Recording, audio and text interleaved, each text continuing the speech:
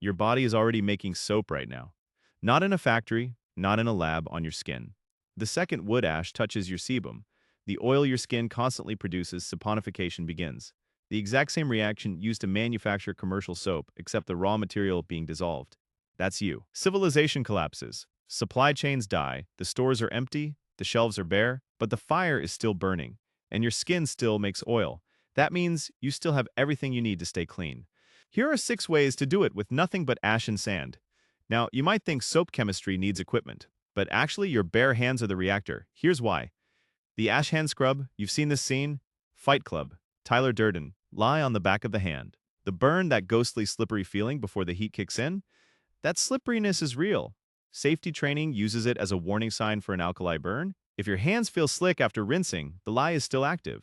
Still reacting, still going deeper into the lower dermis. Don't guess the contact time. Flush immediately with clean water for 15 to 20 minutes. That's the OSHA standard for caustic exposure, or you cross from cleaning into damage. So here's how you do it right.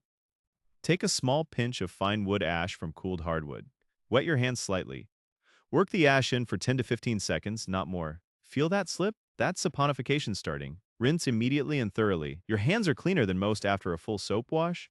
The ash reacted with the natural oils on your skin, your sebum, pulling bacteria, grease, and dead skin cells right off. No soap factory required. Your fire did the chemistry. Your skin supplied the fat. Now, you might think ash alone is enough, but ash without a mechanical partner is actually a liability on its own. Here's why they only work together. The ash, sand paste scrub. Ash alone is caustic. Sand alone is just abrasive. Together, you've got the oldest exfoliating cleanser on the planet. Mix roughly 2 parts fine sand to 1 part cooled wood ash. Add just enough water to make a paste.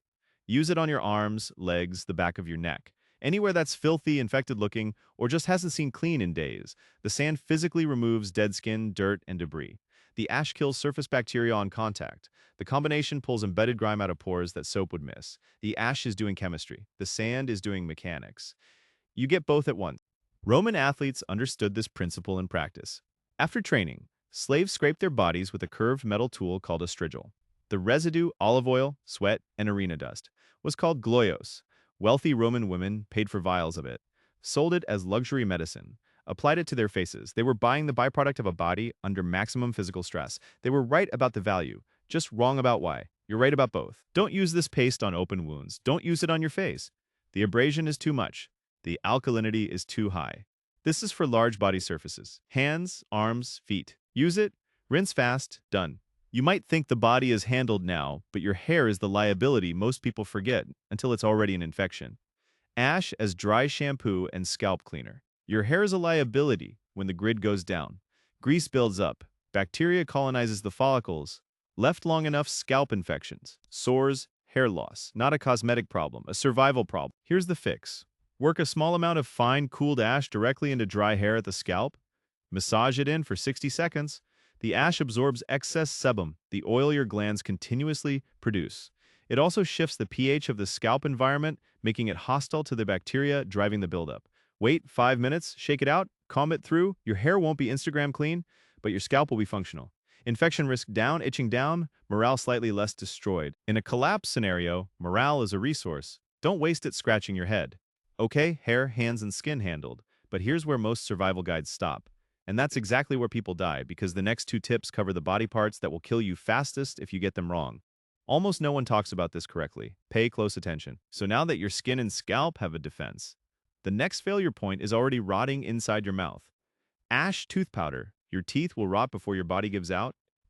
Dental infection doesn't stay in your mouth. It goes systemic. It kills people, has killed people. Still does in places without dentists. This isn't a footnote, this is a cause of death. Wood ash from hardwood contains potassium carbonate, slightly alkaline, enough to scrub plaque and neutralize mouth acid, the primary driver of decay. But ash also contains microscopic silica particles. Use it too often, and you're not just cleaning enamel, you're sanding it away. Enamel doesn't grow back, ever. So the rule is once or twice a month. Not every other day, not weekly, monthly. Dip a clean finger or a stripped green twig into a tiny amount of fine ash.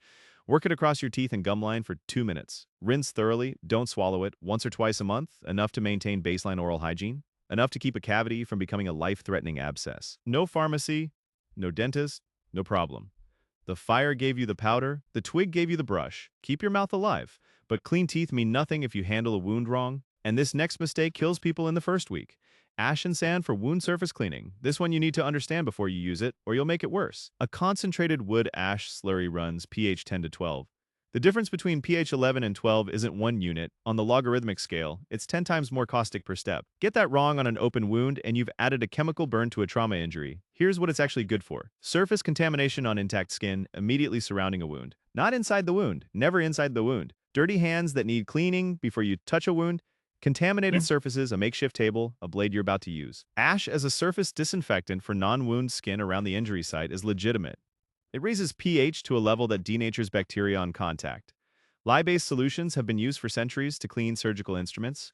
You're doing a primitive version of the same thing. But remember, lye burns don't scab over like acid burns. Liquefactive necrosis, it dissolves tissue into liquid. Acid burns char. They seal, they hurt more, but they stop. Lye keeps going until you neutralize it or run out of tissue to consume. So don't eyeball the rinse time. Flush the affected area with the cleanest water you have for a full 15 to 20 minutes. That's not a suggestion. That's the OSHA standard for caustic skin exposure. The slippery feeling fades before the reaction stops. Flush it fully. And none of that works without clean water, so this final piece connects everything. Sand filtration for washing water. You can't do any of this without water.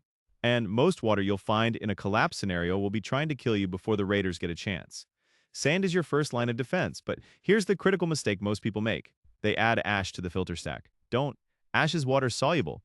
Water passing through it dissolves potassium carbonate, creating a lye solution running pH 11 to 13. You'll be washing with caustic water. Slow chemical burn on every surface you clean. Use charcoal instead. Crushed hardwood charcoal at the base of your filter adsorbs toxins and biological material. Without altering pH, layer coarse sand on top, fine sand in the middle, crushed charcoal at the bottom. Pour water through slowly. Collect what comes out. Use it for the ash scrubs. Use it for the tooth powder rinse. Use it for wound perimeter cleaning. Not for drinking, not for wound irrigation. Just for the surface work. Clean enough to function. That's the standard now. Here's what you just learned. The fire doesn't just warm you. It cleans you. Wood ash is lye waiting to happen. Your sebum, the oil your skin makes every single day, is fat waiting to saponify. Your body is the soap factory. When the grid dies and the stores are stripped and the pharmacies are locked or burned, you still have fire, you still have sand, and you still have skin. That's the chemistry of survival. Disgusting, a little effective, absolutely free. Always. The Roman women buying gladiator scraping slurry as luxury cream didn't fully understand what they had. You do? The industrial safety protocols requiring 20 minutes of flushing weren't written with survival in mind, but you're applying them that way now. If ash and sand are your baseline, you need to know what happens when you scale this up. Because there's a full primitive soap recipe that takes this chemistry the rest of the way. Rendered fat, ash lye, an actual bar of soap from the collapse. That video is right here. And if you already knew about saponification before this, drop that in the comments. I want to know where you learned it, because that's a person worth knowing when civilization stops pretending to hold together.